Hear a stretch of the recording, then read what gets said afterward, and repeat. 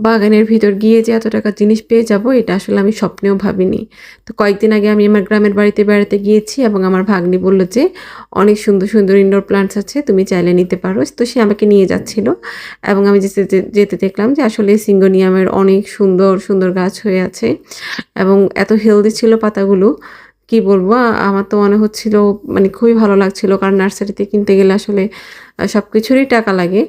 কিন্তু এখানে আমি ফ্রিতেই পেয়ে যাচ্ছি সবকিছু এবং আমি ঠিক করেছি যে আমি অনেকগুলো নিয়ে যাবো এবং খুব হেলদি যে ব্রাঞ্চগুলো আছে সেগুলো নিয়ে যাবো। তো আমার আব্বু দেখে বলছিল যে, "এসব কচু-ঘিচু নিয়ে কাজ করছো কেন তুমি?